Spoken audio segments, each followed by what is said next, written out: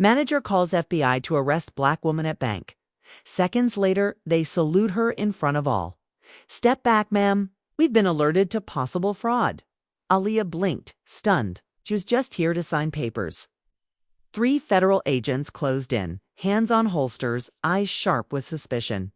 The crowded bank lobby went silent. Phones hovered midair.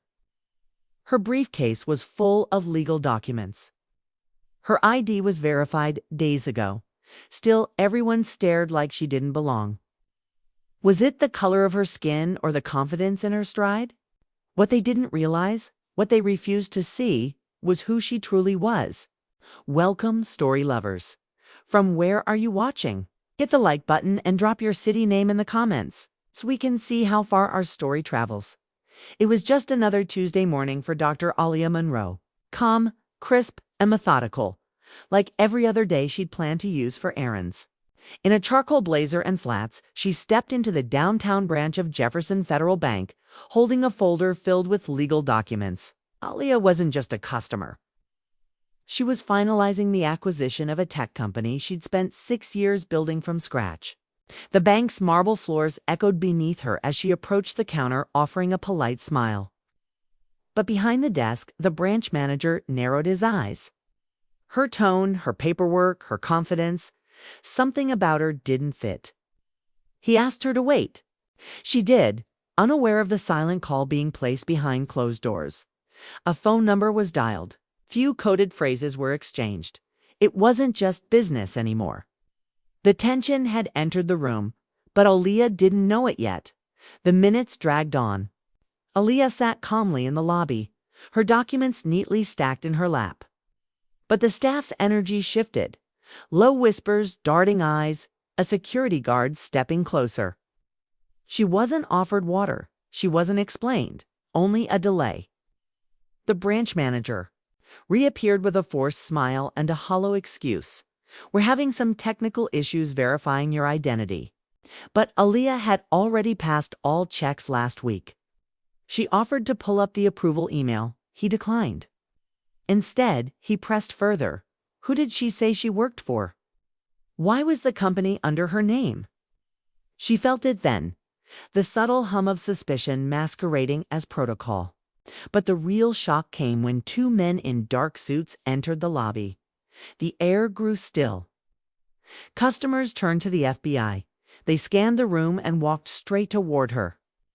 The manager smirked, expecting her to squirm. Aaliyah stood. Dr. Monroe. One agent asked. She nodded cautiously. Then the impossible happened. They didn't arrest her. They saluted her. The room froze. The manager's face paled. Cameras went up. Aaliyah's name wasn't just on the paperwork. It was on government databases for a reason. A top national security consultant, an advisor to federal cybersecurity divisions, and the FBI. They weren't there to interrogate her. They were there to escort her. The agent extended his hand as the second pulled out a protective folder stamped confidential. Dr. Monroe, thank you for meeting us here. We apologize for the scene. The lobby stared in silence. The manager couldn't speak. Aaliyah calmly handed over her documents. I believe this branch still needs my signature before finalizing the transfer. A wave of embarrassment swept through the room. The same woman, moments ago, was treated as a criminal, now revered by federal agents in front of everyone. The FBI turned to the manager.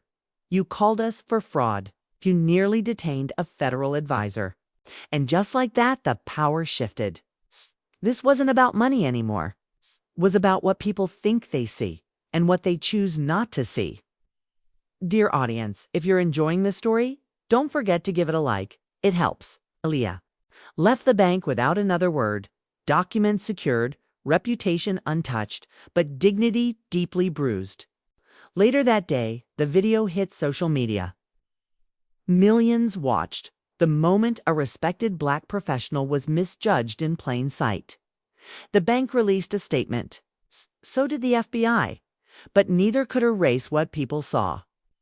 For Aaliyah, this wasn't her first encounter with subtle racism masked as policy. It likely wouldn't be the last. But this time, the world watched. And for once, the ones in power didn't just look. They saluted. It's a reminder that judgment comes fast, but truth comes louder. How many more must prove themselves twice, just to be treated half as well? Thanks for watching. Subscribe to our channel for more powerful stories and new videos. Take care.